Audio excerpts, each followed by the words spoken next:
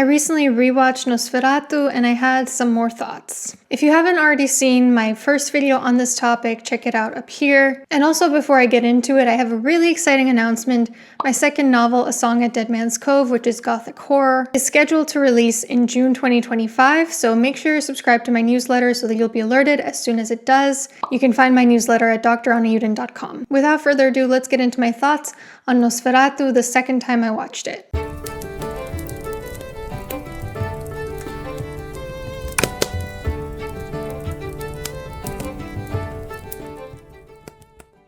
Okay, so the very first thing that I wanted to address was I got a lot of comments on my first video. A lot of people saying I actually thought that it was about sexual shame and repression. And although that wasn't my first thought when I first watched the movie, the second time that I watched it, I was kind of looking at it through that lens. And I think that's the beautiful part about art interpretation is we all have such different perspectives. And when somebody tells you theirs, it's a real opportunity for you to start to see the world through their eyes, essentially. I was thinking about how, by that logic, maybe this is a movie about a newlywed's troubles caused by the wife's sexual repression or shame. Because this is very much a thing that happens in, for instance, evangelical circles when people get married after experiencing a lot of really shaming messaging about sex. They struggle with the shame even after they are in a married relationship where it's okay for them to do those things. The shame doesn't just go away once it's been drilled into them. When I first watched the movie, I was kind of confused what Ellen meant by her dad walking in on her naked. At first I was like, oh, was there like some sort of trauma that occurred? But someone in the comments suggested that he probably walked in on her doing something. So in that sense, the repression narrative makes a lot of sense. And by that logic, when Thomas is going to Transylvania, he's kind of being tricked by his wife's shame, kind of lured into her issues, being pulled into her problem. And when he comes back and they have this weird encounter where she basically emasculates him, it's almost like an instance of projective identification, which is a defense mechanism where somebody projects what they're feeling onto another person and makes that person feel it. So for example, Ellen feels shame about her own sexuality, and she makes Thomas feel shame about his sexuality. At one point, Ellen also says, I've brought this evil on us, and here we see how women at the time were blamed a lot and took most responsibility for the evil in the world. I mean, this reminded me of Malleus Maleficarum, which if you're not familiar with, was written by, I think like a priest or a monk in the Middle Ages who basically thought that female sexuality is to blame behind everything evil in the world, and women are witches because they are spiritually weaker than men, and the women are just closer to the devil by the very function of being women. That's kind of the narrative that I felt was drilled into Ellen that she was speaking from. But now a related but slightly different approach that other people mentioned in the comment was maybe this movie was a metaphor for grooming. I mean, it makes sense. Ellen was taken up by Count Orlok during a time when she was very young and vulnerable, and he was sort of omnipotent and selfish and this devouring male figure. And there's a lot of self-blame in the way that she talks throughout the movie, how she caused it to happen. And it causes issues in her marriage in a similar way to how people who have experienced those sorts of traumas experience problems in their long-term relationships after that.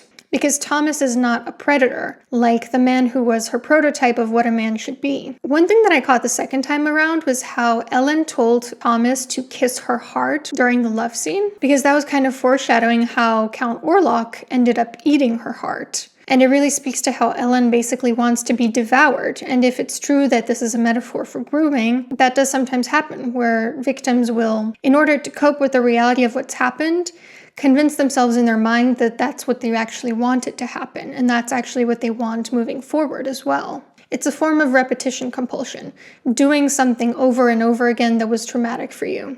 Now, like I said, it was interesting to see the movie through that lens after hearing some of you guys' perspectives, but the issue I have with both of these interpretations is that they don't really explain the ending for me. If it was about a woman's battle with sexual shame, what did the ending mean exactly? That her shame won? Did she sacrifice her marriage over it? I don't know, it just makes more sense to me that this was a movie about a woman choosing death over her marriage because she struggled with melancholia. But also I recognize that the metaphor doesn't have to be so literal. It doesn't have to be, this is the metaphor, therefore this is exactly what the ending means. I would be curious what Robert Eggers himself intended with the movie, because that would be fascinating.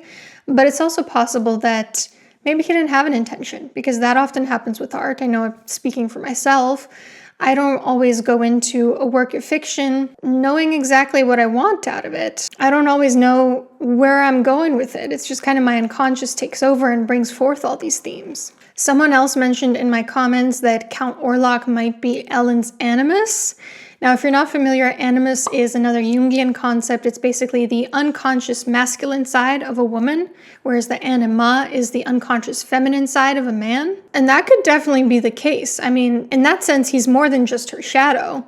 He's perhaps the more masculine aspects of Ellen, someone more defiant, sexually lustful, that society wants her to keep shunned, but she ultimately embraces. That could be an interesting perspective too. I also learned some additional information after the first video on this that I filmed. So I had mentioned this in a pinned comment, but not everyone saw the pinned comment. But I was mistaken when I said that it sounded like Count Orlok was speaking Latin. Apparently he was actually speaking Dacian, which is the ancient precursor to Romanian. The reason why I, as a Romanian person, don't recognize Dacian is because it's pretty much a dead language. We know very little about it.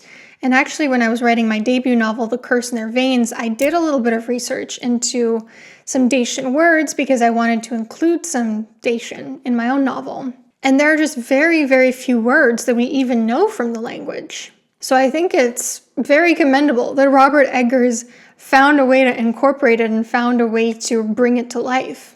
Someone also mentioned that in the septagram, those were Dacian runes inside it.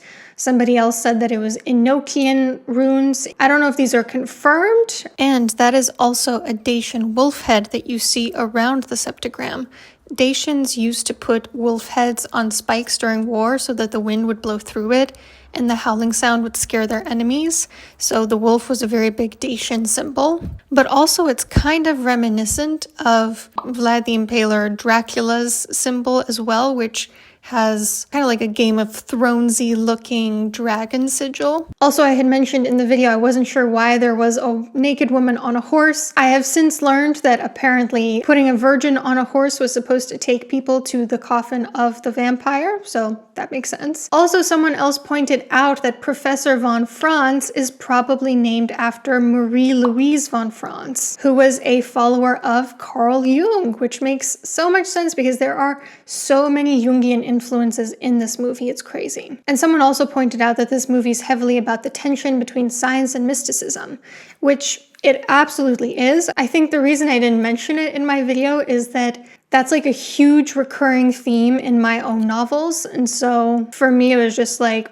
yeah, that's just the kind of par for the course. Art is always kind of about that. And then a few things that I noticed in the movie the second time around was I noticed in the beginning scene where she's walking away from a house and basically gets ravaged by Count Orlok, the home looks very similar to what is Grunewald Manor, which is where Count Orlok ends up buying the ruins. And that kind of confused me because at first I thought, oh, so this must be her childhood home. She must be revisiting the place of her childhood trauma. And if that's the case, then it kind of shows how the past is coming back to haunt her, even though it's in ruins, how she's returning to the place of her original trauma.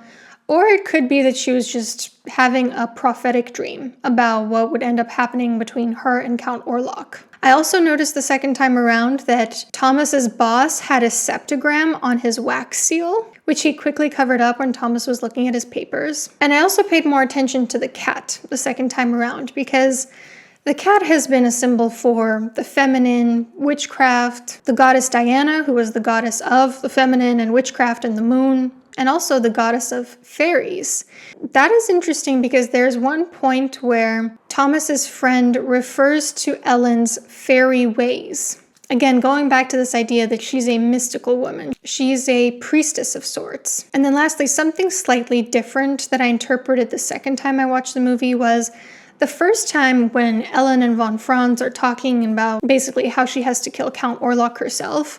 I thought that von Franz was telling her, basically, you have to sacrifice yourself. But the second time I watched it, I thought, it seems like he genuinely believed she could outwit Count Orlok, that she could kill him and also survive. And that's the part that, honestly, the second time around watching the movie felt a little bit unsatisfying to me. And I was like, why couldn't she outwit him with her priestess ways?